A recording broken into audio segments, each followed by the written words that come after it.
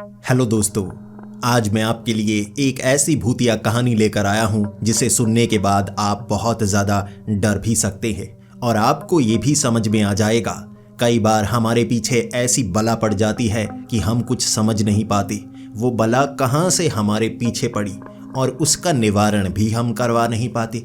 किसी को पता ही नहीं चलता उस बला से पीछा कैसे छुड़ाना है और अंत में हमें ये समझ में आता है उस बला से पीछा छुड़ाने के लिए हमें ये जानना होगा वो बला पीछे कहाँ से पड़ी है।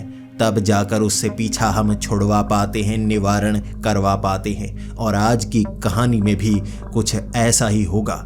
ये कहानी रेशम जी की जिंदगी में घटी थी और उन्हें क्या क्या चीज़ का सामना करना पड़ा वो भी आज तक डरते हैं। आप भी इसके बाद ज़रूर डरेंगे और यकीन कीजिए आपको अंदर तक डर लगेगा। तो हेडफोन लगा लीजिए, कमरे की लाइट्स ऑफ कर लीजिए क्योंकि ये वक्त हो रहा है डरने का। तो ये कहानी हमारे एक सब्सक्राइबर गुरप्रीत जी ने भेजी है और ये घटना उनके पिताजी के साथ हुई थी साल 1970 में। पंजाब के फाजिल्का शहर के पास के एक गांव में उनके पिता रहा करते थे। उनका नाम है रेशम लाल और उस समय वो लगभग 15 से 16 साल के थे और अपने घर में रहा करते थे। अपने पिता के साथ हाथ बटाया करते थे। उनके पास काफ़ी बड़े खेत थे और खेतों का जो काम था उसके पिता और चाचा जी किया करते थे। घर में 5-6 भैंसें रखी हुई थी जिसे चराने का काम रेशम जी का हुआ करता था। रेशम हर सुबह और शाम को अपनी उन भैंसों को चराने के लिए पास में कई इलाके थे जहां घास उगी हुई थी, कई ऐसे पेड़ पौधे लगे हुए थे। उन भैंसों को वहां पर लेकर जाता और वहां भैंसें चरती रहती। वो बैठकर आसमान को देखता, कभी गर्मी महसूस करता, कभी वहां अपने दोस्तों के साथ बातें करता रहता। कभी कभी उसके जो चाचा जी थे उनकी सेहत ठीक नहीं होती तो वो खेतों में काम नहीं कर पाते।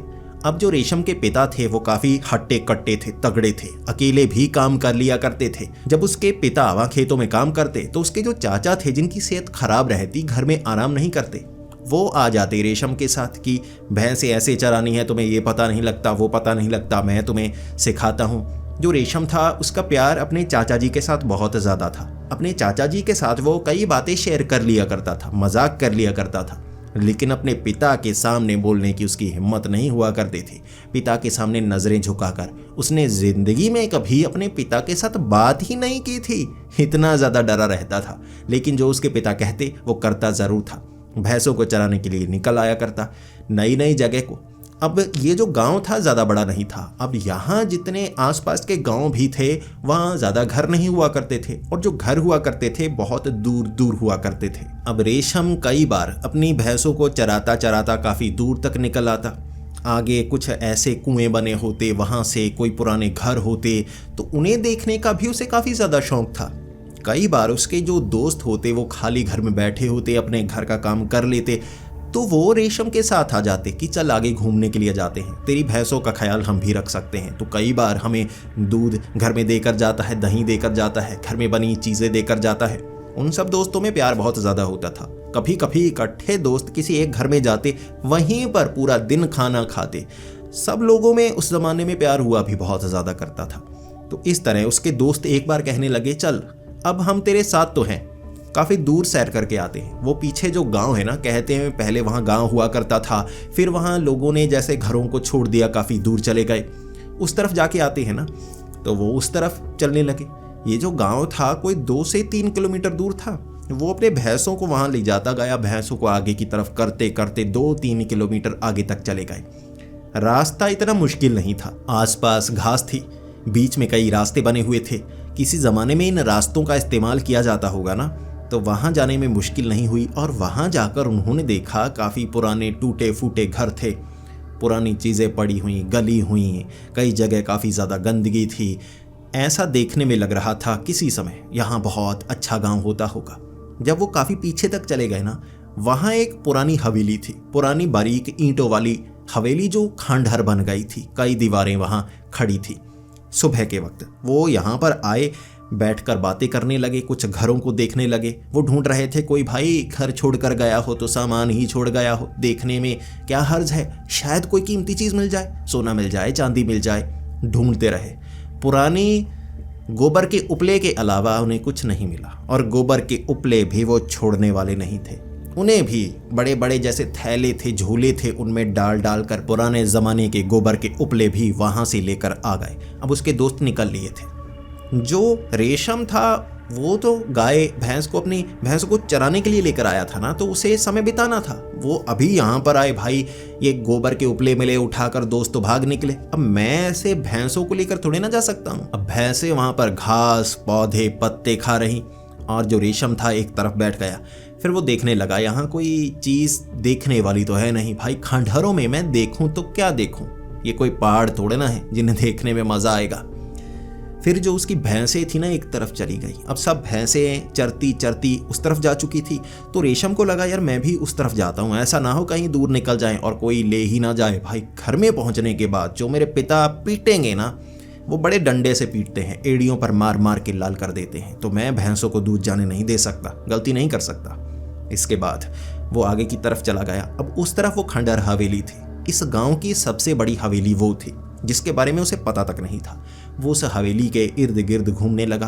अब पीछे वाला जो इलाका था ना, वहाँ कुछ फसल जैसे लगी हुई, ये कुदरती फसल ही लगी हुई थी, कुछ ऐसे पौधे लगे हुए थे जो भैंसें काफ़ी ज़्यादा खाती हैं, तो वहाँ भैंसें खाने लगी, काफ़ी अच्छे से खा रही थी, बहुत जल्दी जल्दी खाया।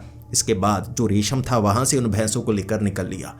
अब उसे ऐसा लगा भाई इस तरफ तो भैंसों को चराने के लिए इलाका ही बहुत अच्छा है, जिस जगह मैं भैंसों को चराने के लिए लेकर जाता हूँ वहाँ घास ज़रा सी उगती है, भैंसें चर लेती हैं, बहुत थोड़ी होती है, समय बहुत बर्बाद होता है। यहाँ चरने के लिए आई ना, 1 घंटे में काम हो गया, बड़ा आसान, इतना तो घास फूस उगा हुआ है, मैं यहाँ लेकर आया करूँगा, बहुत आसानी रहेगी। अब सुबह का काम उसने कर दिया, 1 घंटे में वो खाली हो गया था। शाम को 6 बजे फिर से वो भैंसों को लेकर इस तरफ आया, ज़्यादा समय नहीं लगा। जैसे ही भैंसें हवेली के इर्द गिर्द वो अपना चारा चरने में लगी हुई थी, वो जो टूटी हुई हवेली थी ना, उसकी एक तरफ जैसे मिट्टी का टीला बना हुआ, वहां पर लेट गया। अब पीठ के बल लेटा हुआ आसमान की तरफ देख रहा कि अंधेरे से पहले पहले मैं यहाँ से निकल आऊंगा। इसके बाद अब यहाँ कोई आता जाता नहीं था, बहुत कम लोग होंगे जो इस तरफ आते होंगे, कोई खास काम के लिए ही, या भैंसों को चराने के लिए, या कहीं किसी और गांव में जाने के लिए, वैसे यहाँ कोई आता जाता नहीं था। भैंसों की आवाज़ थी, कुछ पंछियों की आवाज़ थी, बाकी आराम से बैठा हुआ रेशम। अचानक उसे एक आवाज़ सुनाई दी। जैसे ही उसे किसी के बोलने की आवाज़ सुनाई दी, उसने ये शब्द पहचाने नहीं। कोई पंजाबी में बोल रहा था, लेकिन ऐसा लग रहा था जैसे शब्द टूटे फूटे हों। बीच बीच में शब्द पहचान में आते कि हाँ ये बोला है, बाद में समझ में नहीं आता ये लाइन क्या है, इसका मतलब क्या है, और बोल कहाँ से कोई रहा है। फिर वो उठा, देखने लगा कौन मुझसे बात करने की कोशिश कर रहा है या किसी से और बात कर रहा है। आखिर कौन आया है, हमारे गाँव से आया है, देखो तो सही, बात तो करूँ कौन है। क्योंकि वो बातूनी था, उसे बातें करना पसंद था, अनजान भी मिल जाए भाई, घंटों घंटों बातें किया करता था। तो यहाँ देखूँ तो सही कौन बात कर रहा है। फिर वो थोड़ा सा इधर उधर घूमा, देखने लगा भैंसें तो मौजूद हैं, चर रही हैं, पूरी 5 की 5 वहीं पर हैं। फिर इधर उधर देखा, कोई मौजूद ही नहीं। हवेली खंडहर थी, काफ़ी ज़्यादा बड़ी थी, इलाका बहुत ज़्यादा बड़ा था, दीवारें ही खड़ी थी। वो देखता गया, कहीं पर कोई मौजूद तो है नहीं। भाई आवाज़ कहाँ से आई थी। फिर काफ़ी समय ढूंढने के बाद फिर से उस टीले पर आकर बैठ गया, मन में ही बुड़बुड़ कर रहा, यार आवाज़ तो आई थी, शायद कोई पीछे से निकला होगा ना अपनी भैंसें चराने के लिए, या वैसे ही चलकर वहाँ से निकला होगा, मैं क्या करूँ, चलो चला गया, कोई बात नहीं। थोड़ा बैठा, आसमान को देख रहा, फिर से एक आवाज़ आई। अब ये एक और आवाज़ आई थी, बिल्कुल वैसी ही। अब पूरे शब्द समझ में आए ही नहीं, लेकिन आवाज़ खंडहर के बीच से आई। फिर से वो उठा, यार यहीं पर तो है, छिपा हुआ है, अब मुझसे कोई छिपन छिपाई खेल रहा है, देख लेते हैं। वो खंडहर के इर्द गिर्द देखता गया, फिर से खंडहर के अंदर देखने के बावजूद उसे कोई नहीं मिला। फिर से बुड़बुड़ करता हुआ बाहर आ गया। उसके बाद उसने इतना समय बिता दिया था कि जितने भैंसें थी उन्होंने अपना चारा खा लिया था, वो तो आराम से अब घूमने में लगी हुई। उसे लगा कि काम तो खत्म हो गया है, अंधेरा होने से पहले यहाँ से निकलता हूँ। जैसे ही अपनी भैंसों की वो जो रस्सी वो बांधने लगा, इकट्ठी करने लगा कि जल्दी से लेकर इन्हें अब अपने घर की तरफ निकलता हूँ, पीछे से खंडहर के अंदर से उसे फिर से आवाज़ें सुनाई दी। अब शाम का वक्त था, सूरज लगभग ढल चुका था, लगभग आधे घंटे में अंधेरा हो जाता, इतने में वो घर पहुंच जाता। अब रुकने में कोई फायदा नहीं था, लेकिन आवाज़ खंडहर से आई। पहले तो उसने आवाज़ लगाई, भाई कहाँ हो, आवाज़ें लगाते जा रहे हो यार, बाहर तो आते नहीं, कोई हो तो मुझसे बात कर लो। किसी ने जवाब नहीं दिया। फिर वो भैंसों को लेकर वहाँ से निकल लिया। उसको ऐसा लगता रहा यार कोई तो है जो बोलता है लेकिन छिप जाता है, कहाँ चला जाता है समझ में नहीं आता। और भाई पंजाबी तो बोलता है, लेकिन ये कैसी पंजाबी बोलता है जो मेरे भी सर के ऊपर से निकल जाती है, ये कैसी पंजाबी हुई भाई। इस तरह वो भैंसों को लेकर घर आ गया। घर में उसने किसी को बताया नहीं, वो किसी को बताना ही नहीं चाहता था। उसके पिता कहा करते थे ज़्यादा दूर मत जाया करो, अब भैंसें बड़ी होती हैं, कहीं कोई गुस्सा कर गई, तुम्हें टक्कर मार दी तो हम बचाने के लिए नहीं आएंगे। ऐसे उसके पिता डराते थे ताकि वो दूर ना जाए। अब वो दूर जाने लगा था, लेकिन फिर भी 3 किलोमीटर, ज़्यादा नहीं। तो अगले दिन फिर से सुबह के वक्त वो भैंसों को लेकर वहीं पर पहुंच गया। कल की बात उसे याद थी, यार छिपा हुआ कहाँ था। इसके बाद जब भैंसें चरने में लग गई, वो देखने में लग गया कि यहाँ कोई छिपने का रास्ता है, कहीं ऐसा तो नहीं हवेली के नीचे तहखाना बना हुआ है। कोई तहखाने के अंदर से बोल रहा था और पता नहीं क्या कर रहा था। कोई नशा करने वाला या ऐसा कोई बुरा इंसान तो यहाँ छिपा हुआ नहीं। देख तो लूँ, कोई चोर उचक्का तो नहीं, लुटेरा तो नहीं, वो जो यहाँ गांव में लूटपाट की वारदात कई बार होती है, यहाँ कोई छिपकर ना रहता हो। देखने लगा, देखता गया, खंडहर में कोई ऐसी चीज़ दिखी ही नहीं, कोई ऐसी जगह दिखी ही नहीं जहाँ छिपा जा सकता हो। छतें तो मौजूद नहीं थी, दीवारें खड़ी थी मोटी ईंटों वाली, आधी ढह चुकी थी, आधी जगह दीवारें बिल्कुल सही थी, लेकिन सिर्फ दीवारें। इसके बाद वो देखता गया, काफ़ी समय बिताया, फिर टीले पर आकर बैठ गया। अब धीरे धीरे जैसे धूप चढ़ने लगी थी, जब धूप चढ़ने लगती है तो गर्मी होने लगती है, और इससे पहले पहले वो भैंसों को चरा लिया करता था। दिन के वक्त गर्मी हो जाएगी वो ये सोच रहा था। कुछ समय बाद फिर से आवाज़ आई खंडहर के बीच से। वो उठकर टीले के ऊपर चढ़ गया, यहाँ से देखता हूँ कहाँ से ये आवाज़ आ रही है। इसके बाद कुछ समय इंतजार किया, फिर से आवाज़ आई। अब जिस दिशा से आवाज़ आई थी ना, वो चलकर उस दिशा में गया, फिर आगे जाकर खड़ा हो गया। आवाज़ कहाँ से आ रही है? फिर आवाज़ आई। अब जो आवाज़ आई थी ना, आगे वाली दिशा से नहीं आई थी, पीछे वाली दिशा से, यानी कि उस टीले और इस टीले के बीच से आवाज़ आ रही है।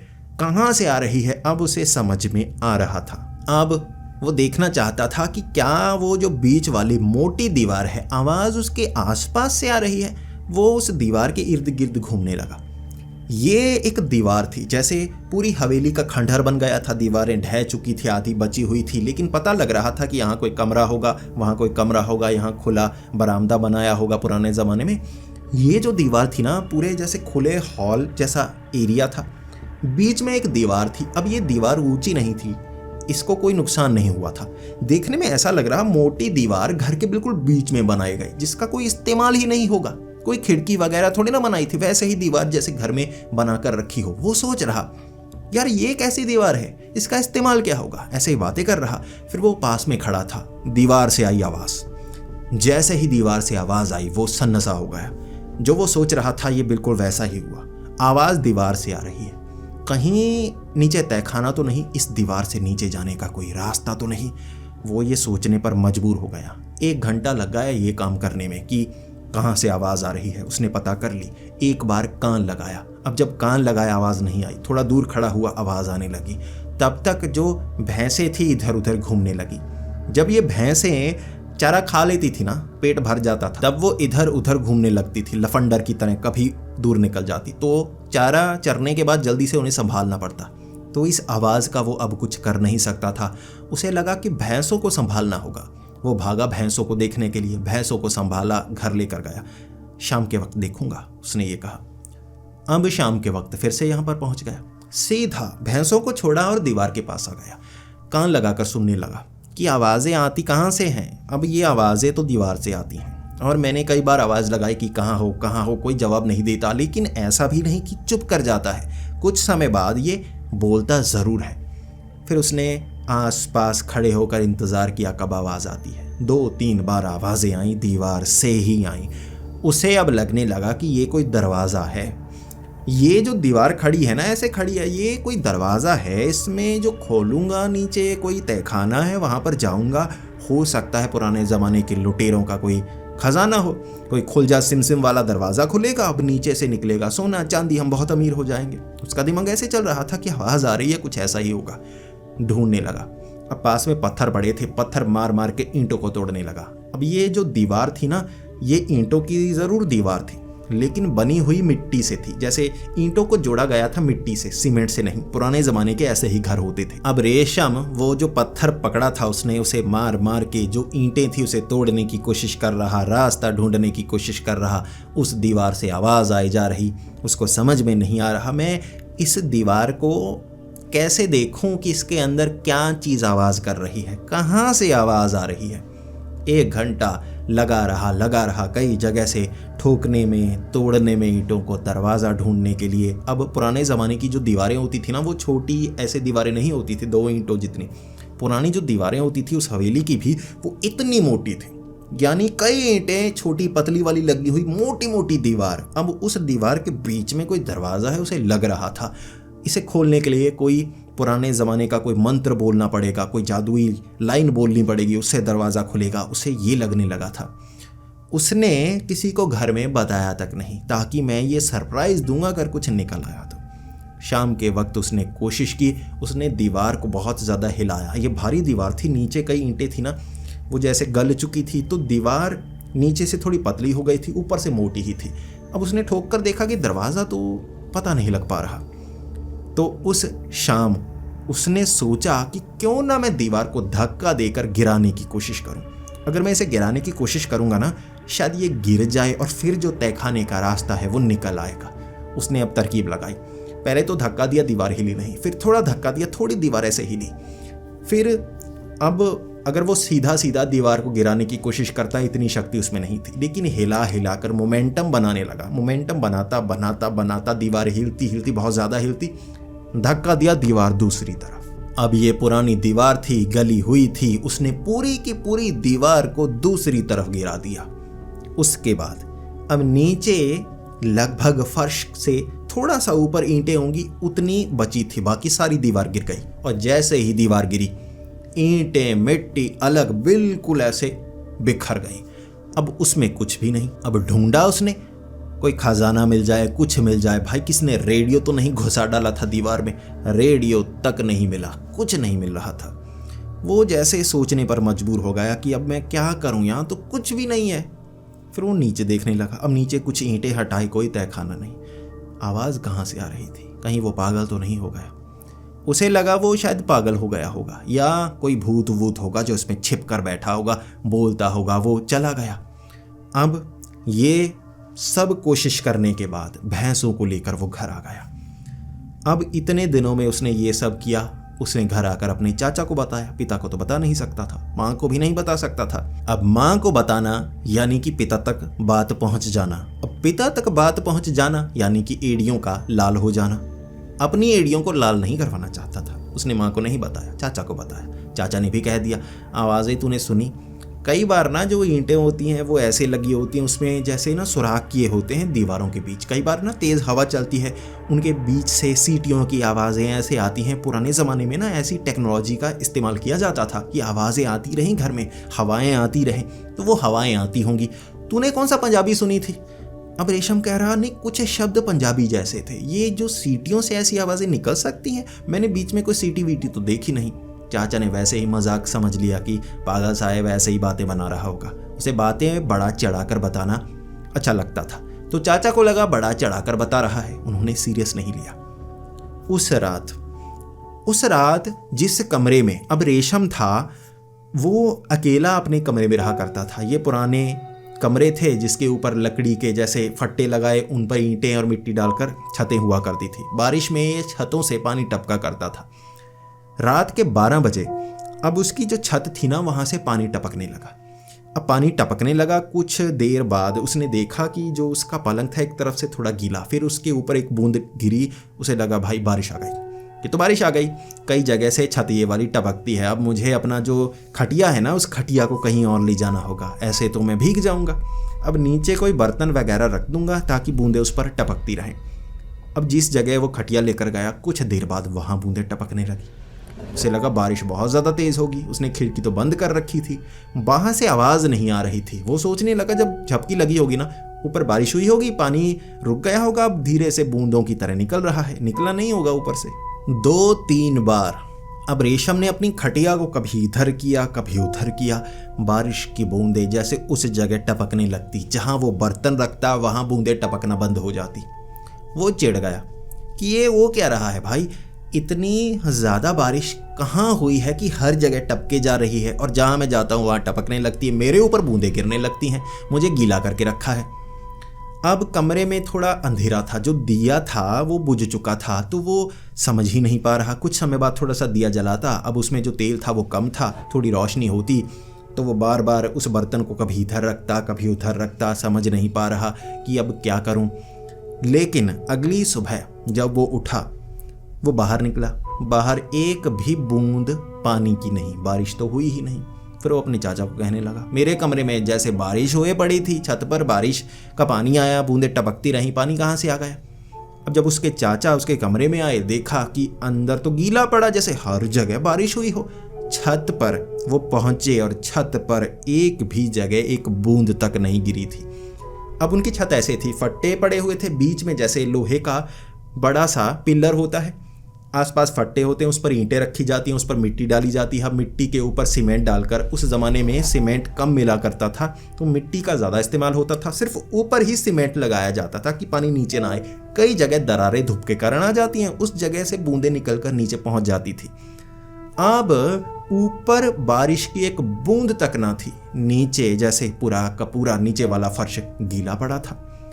अब उसका चाचा भी हैरान हो गया, ये कैसे हो सकता है। लेकिन सुबह सुबह उसे भैंसों को चराने के लिए जाना था रेशम को, तो रेशम कहने लगा कि मेरा सुबह का समय हो गया है, धूप चढ़ने से पहले पहले मैं अब भैंसों को चराने के लिए निकलता हूँ, ठंडे ठंडे मौसम में भैंसों को चराकर वापस आ जाऊंगा। साथ में जो बाड़ा बना हुआ था जहाँ भैंसों को रखा था, बैल रखे हुए थे, उन बैलों का इस्तेमाल उसके पिता किया करते थे, बैलों को खेतों में लेकर जाते जोतने के लिए। अब वहाँ बैल थे। जैसे ही रेशम सुबह सुबह अब उन भैंसों को चारा खिलाने के लिए वहाँ पर पहुँचा, एक भैंस मरी हुई थी। वहाँ भैंस से बहुत ज़्यादा बदबू आ रही, ऐसा लग रहा था रात को वो मर गई होगी। और जब उसने अपने पिता को बताया, उसके चाचा वहाँ पर आए। वो भैंस ऐसा नहीं था कि अचानक मर गई हो, उसके मुंह से नीले रंग की झाग निकल रही थी, जैसे कुछ जहरीला उसने खा लिया हो।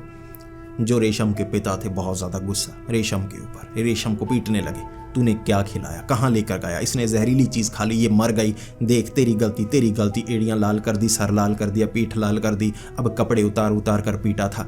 उसके चाचा ने समझाया कि कोई बात नहीं, गलती हो गई होगी, कुछ खा लिया, अब इसे कौन सा पता, अगर भैंसें कहीं चर रही हैं, क्या चर रही हैं, अब इसे थोड़े ना पता, गलती से कुछ ना कुछ ऐसा पौधा होगा जो जहरीला होगा, गलती से खा लिया होगा, बच्चे की गलती थोड़े ना है, मत मारो। उसके पिता थोड़े शांत हुए। उसके बाद वो जो भैंस की लाश थी वहाँ से निकाली गई, 4 भैंसों को चराने के लिए अब उसके चाचा गए। रेशम को भैंसें चराने के लिए भेजा ही नहीं। इस तरह अगले दिन जो उसके चाचा थे वो भैंसें चरा कर आए, खेत के बिल्कुल पीछे वाली साइड, वहाँ कुछ पेड़ पौधे लगे हुए थे। शाम तक बहुत ज़्यादा रेशम रो रहा था, उसने गलती की, अब ऐसी गलती कैसे हो गई। अब जहाँ पर भैंसें चरने के लिए जाती हैं, कोई इलाका दूर का भी हो सकता है, नज़दीक का भी, अब ऐसा जहरीला पौधा वहाँ पर है, उसे थोड़े ना पता था। वो बहुत डरा हुआ। लेकिन अब शाम के वक्त जो उसकी भैंसें थी उसे चराने के लिए ले जानी नहीं पड़ी, क्योंकि उसके चाचा कहीं और खेत से वो जो कुछ घास थी वगैरह कुछ काट वाट कर घर में ही ले आए, और वहाँ भैंसों को भी खिलाया, बैल को भी वो खिलाया करते थे। अब वो अगली रात जो रेशम का कमरा था फिर से बूंदों से टपकने लगा, पूरा गीला पूरी रात। लेकिन उसने कंप्लेंट नहीं की कि मैं गलती से कहूँगा, मेरे पिता को आ गया गुस्सा तो वो पीटेंगे, बेवजह ही मुझे पीटेंगे। गुस्से में है तो पीटते थे, चाहे बात कोई भी हो, अगर गुस्सा किसी और चीज़ का है तो वो पीटा करते थे। सुबह जब रेशम उठा भैंसों को देखने के लिए, पिता से माफ़ी मांगने के लिए कि आज मैं लेकर जाता हूँ, उसके चाचा और पिता पहले ही बाड़े में पहुंचे हुए। एक और भैंस मर चुकी थी, बिल्कुल मुंह से जैसे झाग निकल रही, नीले रंग का कुछ निकल रहा था, जैसे उसने भी कुछ जहरीला खा लिया हो। अब रेशम भी घबराया हुआ, उनके भी समझ में कुछ नहीं आ रहा कि क्या जहरीला खा लिया। अब रेशम के पिता रेशम के चाचा को कह रहे, तुम कहाँ से घास तोड़ कर लेकर आए, शायद उस जगह कोई जहरीली घास है, पहले वो भैंस मर गई, ये भी वहाँ लेकर गया होगा, तुमने भी ध्यान नहीं दिया, कुछ तो ऐसा होगा ना जो ये भैंस खा गई। अब उसके चाचा कह रहे, उस तरफ से घास नहीं लेकर आनी, हो सकता है पेड़ पौधे वहाँ ऐसे उग गए हैं जहरीले। उस दोपहर उनकी एक और भैंस मर गई। सुबह किसी और जगह से वो घास फूस लेकर आए थे, फिर भी भैंस मर गई। अब 2 दिनों में 3 भैंसें मर चुकी थी और उनकी समझ में कुछ नहीं आ रहा। और उस शाम उन्होंने उन भैंसों का ख्याल अच्छे से रखा था, लेकिन वो जो छत थी जहाँ पर रेशम सोया करता था, वो कमरा, उसकी छत नीचे गिर गई गीली होने के कारण। लेकिन बारिश तो हो नहीं रही, छत गीली होकर गिर कैसे गई।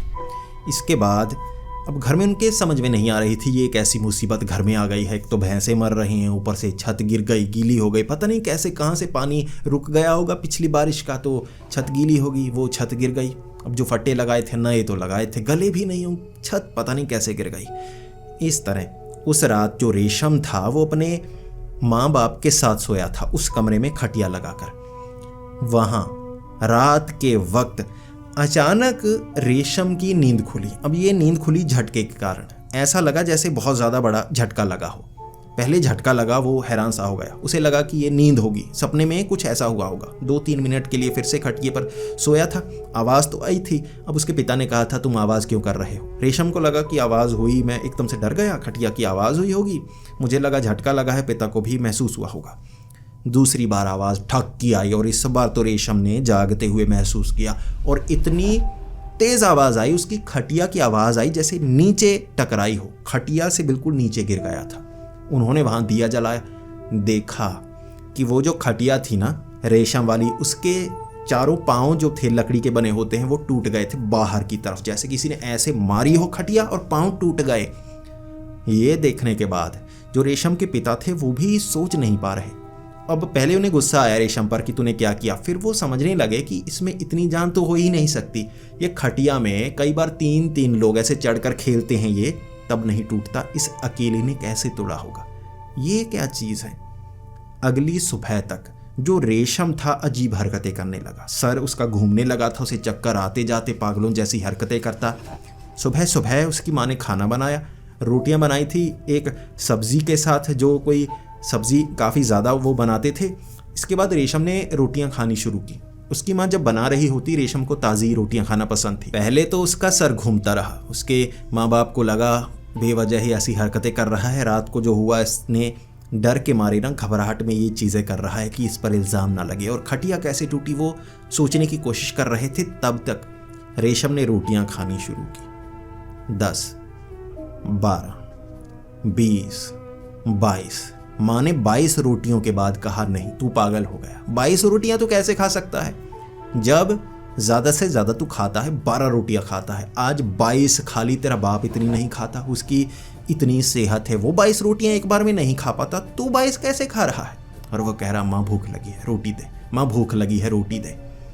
अब जो रेशम के पिता थे वो घबराने लगे, ये क्या चीज़ कर रहा है। अब रेशम के पिता ने 1-2 जैसे गाल पर चमाटे लगाई, तू चुप कर जा, बेवजह ऐसे माँ को चिढ़ाता रहता है, तू क्यों ज़्यादा खा रहा है, तू जानबूझ के खा रहा है। रेशम ने घुमा के अपने पिता के चमाट लगाई, और रेशम का पतला हाथ था, जो उसके पिता थे वो खेतों में काम करने वाले जाट, पूरे हट्टे कट्टे। अब उनका हाथ तगड़ा था रेशम के पिता का, वो एक चमाट लगाती, रेशम तो उड़ता हुआ एक तरफ जाता।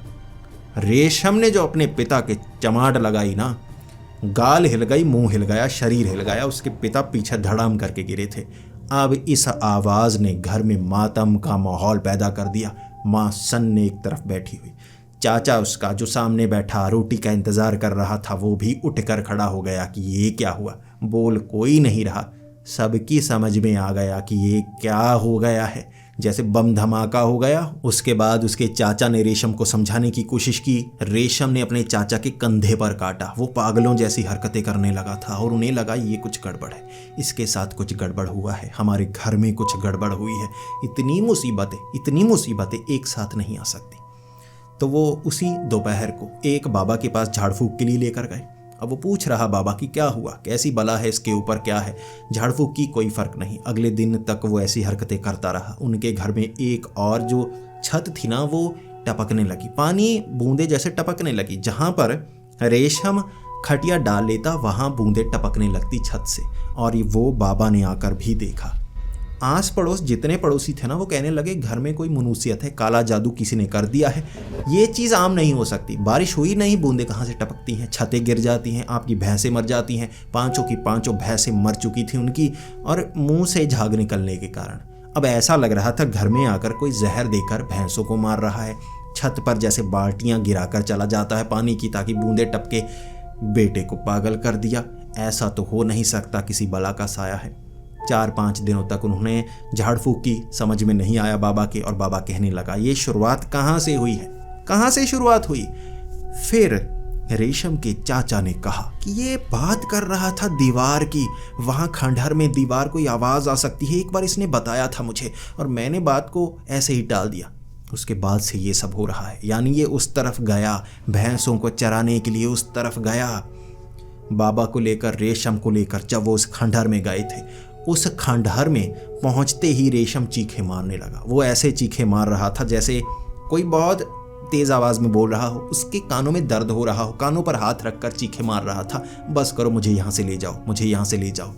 इसके बाद वो बाबा ने जो रेशम था उस पर झाड़ फूक की, थोड़ा असर कम किया और कहा कहाँ से वो तुझे नजर आई थी दीवार, कोई आवाज़ सुनाई थी कहाँ से। रेशम ने तब बुरी हालत में बताया वो दीवार। वहाँ पर उस बाबा ने कोई दिए जलाए, कुछ झाड़ फूक की, वहाँ कोई लाल रंग का कपड़ा रखा, दिए जलाकर वहाँ एक पौधा लगा दिया बिल्कुल उस दीवार के बीच में। पौधा लगाने के बाद उस बाबा ने कहा जब ये पौधा मर जाएगा ना तब तुम्हारे बेटे पर उस बला का साया उतर जाएगा। 3 दिनों में धीरे धीरे अब रेशम ठीक हो गया। घर में बूंदें टपकना बंद हो गई। घर में जो बैल थे वो बीमार काफ़ी ज़्यादा थे, वो भी ठीक हो गए। भैंसें तो मर चुकी थी, वो तो जिंदा हो नहीं सकती थी, लेकिन रेशम बच गया और रेशम समझ गया।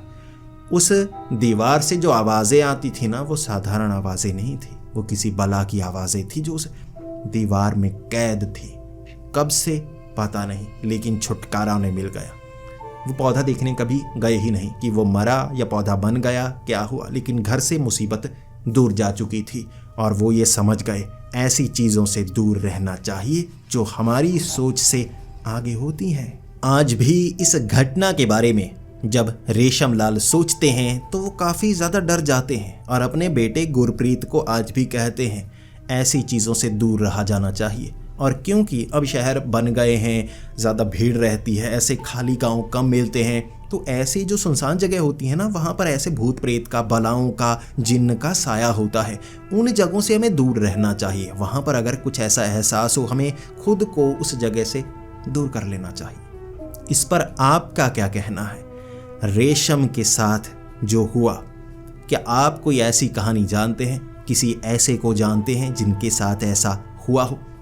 नीचे कमेंट्स में ज़रूर बताएं और नीचे ईमेल आईडी होगी। अगर आपके पास भी ऐसी कोई सच्ची कहानी है जो काफ़ी इंटरेस्टिंग हो तो वो आप इंस्टाग्राम पर मेरे साथ शेयर कर सकते हैं। मैं कोशिश करूँगा उस कहानी को सब लोगों के सामने लाने की। तो दोस्तों, अगर आपको ये वीडियो पसंद आई हो तो इसे लाइक और शेयर करें। ऐसी ही वीडियोस देखने के लिए हमारे इस चैनल को सब्सक्राइब करें। तो मिलते हैं अगली वीडियो में, तब तक के लिए डरते रहें।